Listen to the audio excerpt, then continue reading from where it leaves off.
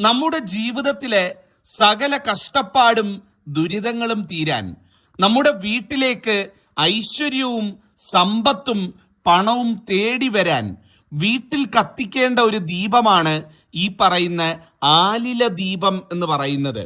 ആലില ദീപം ഒരിക്കലെങ്കിലും വീട്ടിൽ കത്തിച്ചാൽ ആ വീട്ടിൽ നിന്ന് ദുഃഖവും ദാരിദ്ര്യവും പടിയിറങ്ങും എന്നാണ് വിശ്വസിക്കപ്പെടുന്നത്.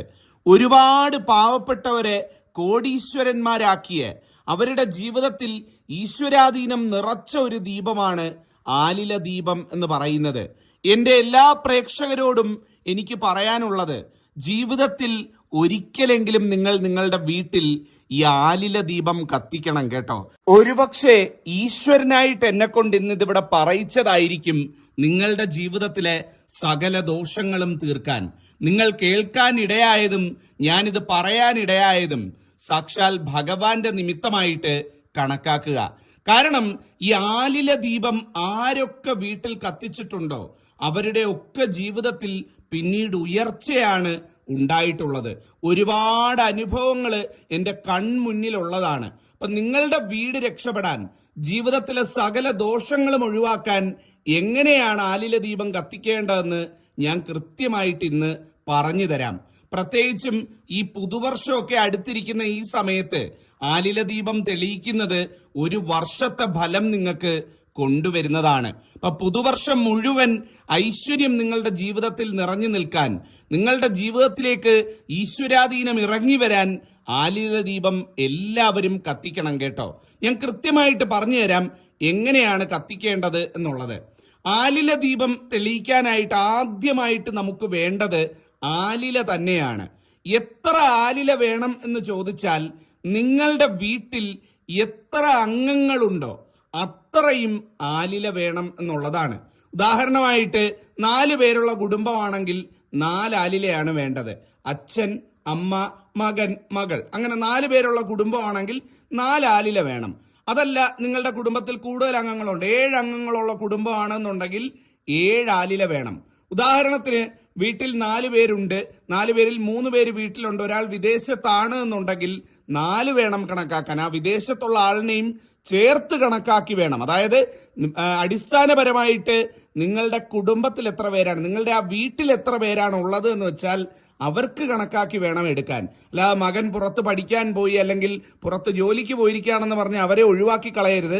ആ വീട്ടിൽ അംഗങ്ങളായിട്ടുള്ള എത്ര പേരാണോ അവരുടെ കണക്കിൽ വേണം ആലില എടുക്കാൻ എന്ന് പറയുന്നത്. കീറാത്ത, പൊട്ടാത്ത, തുമ്പും വാലും ഒന്നും ഇറുക്കാത്ത, ഏറ്റവും ഐശ്വര്യമായിട്ടുള്ള അത്രയും ആലിലകൾ. 5 പേരുള്ള വീടാണെങ്കിൽ 5 ആലില എടുക്കുക, കഴുകി വൃത്തിയാക്കി ഒന്ന് ഏറ്റവും ഐശ്വര്യമായിട്ട് നല്ല പച്ച നിറത്തിലുള്ള അത്രയും ആലിലകൾ വേണം എടുക്കാൻ എന്ന് പറയുന്നത്. അപ്പോ ചിലർക്കെങ്കിലും സംശയം വരും, എന്തുകൊണ്ടാണ് ആലില എടുക്കുന്നത്, മറ്റിലകൾ എന്താ ഉപയോഗിക്കാത്തത്?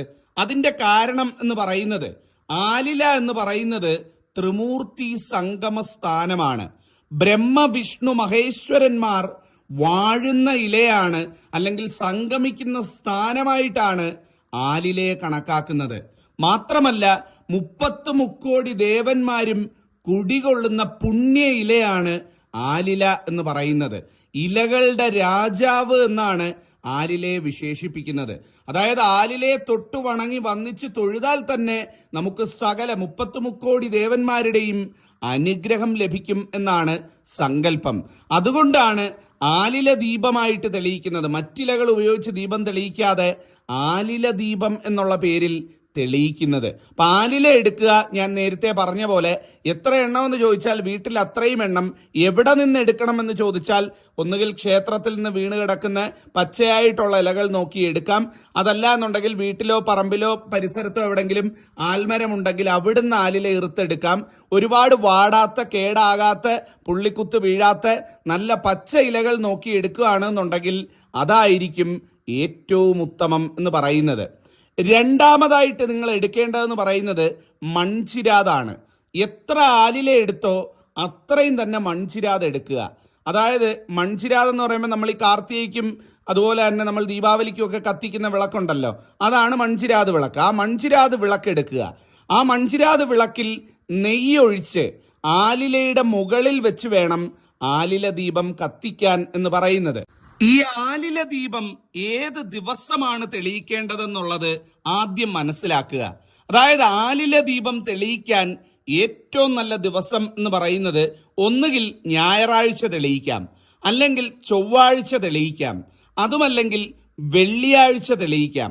ഇനി ഇത് മൂന്നും അല്ലെങ്കിൽ പൗർണമി എന്നാണ് മാസത്തിൽ വരുന്നതെന്ന് നോക്കി ആ പൗർണമി ദിവസം തെളിയിക്കുന്നതും ഏറ്റവും നല്ലതാണ്. ഒരു മാസത്തിലെ ഈ 4 ദിവസങ്ങളിൽ ഏത് ദിവസം വേണമെങ്കിലും ആലില ദീപം തെളിയിക്കാം. ഞായർ, ചൊവ്വ, വെള്ളി, പൗർണമി, ഈ 4ൽ ഏതെങ്കിലും ഒരു ദിവസം രാവിലെയോ അല്ലെങ്കിൽ വൈകുന്നേരമോ ആലില ദീപം തെളിയിക്കാം. രാവിലെ ആണ് എന്നുണ്ടെങ്കിൽ, രാവിലെ സമയമുള്ളവരാണ് എന്നുണ്ടെങ്കിൽ രാവിലെ 4:50-നും 6:30-നും ഇടയിൽ ആലില ദീപം തെളിയിക്കാം. അതല്ല സന്ധ്യയ്ക്കാണ് തെളിയിക്കുന്നത് എന്നുണ്ടെങ്കിൽ വിളക്ക് വെക്കുന്നതിനോടൊപ്പം ഒരു 6:30 മണിക്കും 7:20-നും ഇടയിലുള്ള സമയത്ത് ആലില ദീപം തെളിയിക്കുന്നതും ഏറ്റവും ഉത്തമമാണ്. അപ്പൊ രാവിലെ സമയമുള്ളവർ രാവിലെ തെളിയിക്കാം, അതല്ല വൈകുന്നേരം ആ സമയമുള്ളതെന്നുണ്ടെങ്കിൽ വൈകുന്നേരം തെളിയിച്ചാലും മതി. സമയം മാത്രം കൃത്യമായിട്ട് പാലിക്കുക എന്നുള്ളതാണ്. ആലില ദീപം എവിടെയാണ് തെളിയിക്കേണ്ടത് എന്ന് ചോദിച്ചാൽ, നമ്മുടെ വീട്ടിൽ നിലവിളക്ക് തെളിയിച്ച് ആ നിലവിളക്കിന്റെ മുന്നിൽ വേണം ആലില ദീപം കത്തിച്ചു വെക്കാൻ എന്ന് പറയുന്നത്.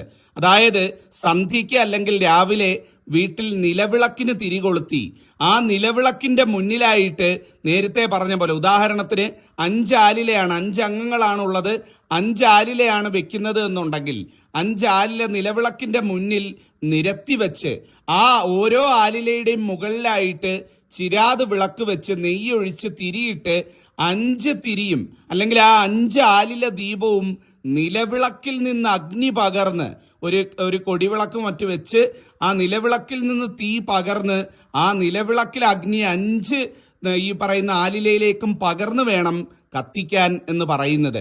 അപ്പോ നിലവിളക്ക് തെളിയിച്ച് ആലില ദീപം കൊളുത്തി ആ ആലില ദീപത്തിന് മുന്നിൽ 2 കൈകളും കൂപ്പിക്കൊണ്ട് ഈ പറയുന്ന ദേവീ ദേവന്മാരെ പ്രാർത്ഥിക്കുക. ഒന്നാമത്തത് ഗണപതി ഭഗവാനെയാണ്. ഓം ഗം ഗണപതയെ നമ എന്ന് എത്ര വിളക്ക് നിങ്ങൾ വെച്ചിട്ടുണ്ടോ അത്രയും തവണ ചൊല്ലി പ്രാർത്ഥിക്കണം. ഉദാഹരണത്തിന് 5 ആലില ദീപമാണ് നിങ്ങൾ വെച്ചിട്ടുള്ളത് എന്നുണ്ടെങ്കിൽ 5 തവണ ഓം ഗം ഗണപതയെ നമ എന്ന് ആദ്യം പ്രാർത്ഥിക്കുക. രണ്ടാമത്തേത് മഹാലക്ഷ്മി ദേവിയാണ്.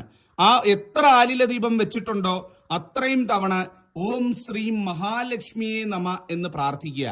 ഓരോ വിളക്കും നിങ്ങളുടെ വീട്ടിലെ ഓരോ അംഗമാണ് അല്ലെങ്കിൽ വീട്ടിലെ ഓരോ വ്യക്തികളാണ് എന്നുള്ള സങ്കല്പത്തിലാണ് വെച്ചിരിക്കുന്നത്. അപ്പൊ ഓരോ വിളക്കും നോക്കിക്കൊണ്ട് മനസ്സിൽ ആ വ്യക്തികളെ സങ്കല്പിച്ചുകൊണ്ട് മഹാലക്ഷ്മി ദേവിയെ രണ്ടാമതായിട്ട് പ്രാർത്ഥിക്കുക.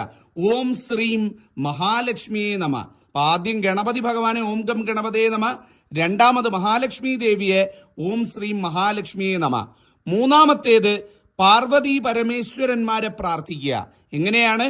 ഓം ഹ്രീം നമശിവായ, ഓം ഹ്രീം നമശിവായ എന്ന് എത്ര ആലില ദീപം വെച്ചിട്ടുണ്ടോ അത്രയും തവണ പ്രാർത്ഥിക്കുക. ഇത് ശക്തി പഞ്ചാക്ഷരി മന്ത്രമാണ്.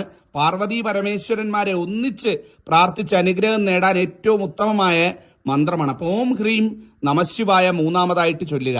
നാലാമത്തേത് എന്ന് പറയുന്നത് ഓം നമോ നാരായണായ, സാക്ഷാൽ നാരായണനെ ഭഗവാനെ പ്രാർത്ഥിക്കുക. ഓം നമോ നാരായണായ എന്ന് എത്ര ആലില ദീപം ഉണ്ടോ അത്രയും പ്രാവശ്യം ഈ 4 മന്ത്രങ്ങളും ഈ 4 ദേവീ ദേവന്മാരെയും 4 വിളക്കുകളിലേക്കും മാറി മാറി നോക്കിക്കൊണ്ട് പ്രാർത്ഥിക്കുക. അപ്പൊ ഓരോ വിളക്ക് എന്ന് പറയുന്നത്, ഓരോ ആലില ദീപം എന്ന് പറയുന്നത് വീട്ടിലെ ഓരോ അംഗമാണ്. അതിന്റെ ഐശ്വര്യവും ഉയർച്ചയും ആ വ്യക്തികൾക്ക് കിട്ടും. മൊത്തത്തിൽ ആ വീടിന് അതിന്റെ ഐശ്വര്യം കിട്ടും എന്നുള്ളതാണ്. ഈ ആലില ദീപം വെക്കുന്ന സമയത്ത് ആലിലയുടെ തുമ്പ് ഒന്നുകിൽ കിഴക്കോട്ട് അല്ലെങ്കിൽ വടക്കോട്ട്, ഈ 2 ദിശയിലേക്കും വെക്കാം. ഈ 2 ദിശയൊഴിച്ച് വേറെ ദിശയിലേക്ക് ആലില വാല് അല്ലെങ്കിൽ ആലില തുമ്പ് നീളാൻ പാടില്ല. വിളക്കിന്റെ തിരി എന്ന് പറയുന്നത് ഒന്നുകിൽ വടക്കോട്ട് ദർശനമായിട്ട് വിളക്കിന്റെ തിരി വെക്കാം, അതല്ലെങ്കിൽ കിഴക്കോട്ട് വെക്കുന്നത് ഏറ്റവും നല്ലതാണ്. അപ്പൊ ഇത് വേണം വിളക്ക് വെക്കുന്ന സമയത്ത് ശ്രദ്ധിക്കാൻ എന്ന് പറയുന്നത്. അപ്പൊ ഇത്തരത്തിൽ ആലില ദീപം തെളിയിച്ച് ഞാൻ ഈ പറഞ്ഞ ദേവന്മാരെയും ദേവിമാരെയും കൂടെ ഒന്ന് പ്രാർത്ഥിച്ചാൽ എല്ലാം ഐശ്വര്യമായി കിട്ടും. വീട്ടിലെ ഓരോ അംഗത്തിനും ഉയർച്ച കിട്ടും. എല്ലാവർക്കും ജീവിത വിജയം. ആലില ദീപം കൊളുത്തുന്നത് കൊണ്ട് നമ്മുടെ വീടുകളിൽ ഉണ്ടാകുന്ന ഐശ്വര്യത്തെ പറ്റിയാണ് തിരുമേനി ഈ വീഡിയോയിൽ പറയുന്നത്. അതായത് നമുക്ക് വീട്ടിൽ 5 തിരിയിട്ട വിളക്ക് കത്തിച്ച് ആലില ദീപം അതിന് ശേഷം ആ തിരിയിൽ നിന്നും കത്തിച്ച് നമ്മുടെ വീട്ടിൽ തെളിയിക്കുകയാണെങ്കിൽ നമ്മുടെ വീട്ടിൽ ഐശ്വര്യവും സമാധാനവും സന്തോഷവും ഉണ്ടാവുമെന്നാണ് തിരുമേനി പറയുന്നത്. അതായത് നമുക്ക് എത്ര ആലില ദീപം വേണമെങ്കിലും നമുക്ക് കത്തിക്കാവുന്നതാണ്. അതിൽ ഗണപതിയെയും മഹാലക്ഷ്മിയെയും പാർവതി പരമേശ്വരനെയും അതുകൂടാതെ മഹാവിഷ്ണുവിനും കൂടെ വേണ്ടി പ്രാർത്ഥിച്ച് വേണം നമ്മൾ ഈ ആലില ദീപം കത്തിച്ച് വീട്ടിൽ ഐശ്വര്യം ഉണ്ടാകാൻ പ്രാർത്ഥിക്കേണ്ടതെന്നാണ് ഇതിൽ തിരുമേനി പറയുന്നത്. ഇങ്ങനെ പ്രാർത്ഥിച്ചാൽ നമ്മുടെ വീട്ടിൽ വളരെയധികം സമൃദ്ധിയും സന്തോഷവും ഐശ്വര്യവും എല്ലാം കൂടി നമ്മുടെ ജീവിതത്തിൽ ഉണ്ടാകുമെന്നും നമുക്ക് നമ്മുടെ ഭാവി സുരക്ഷിതമാകുമെന്നുമാണ് തിരുമേനി ഇതിലൂടെ പറയുന്നത്.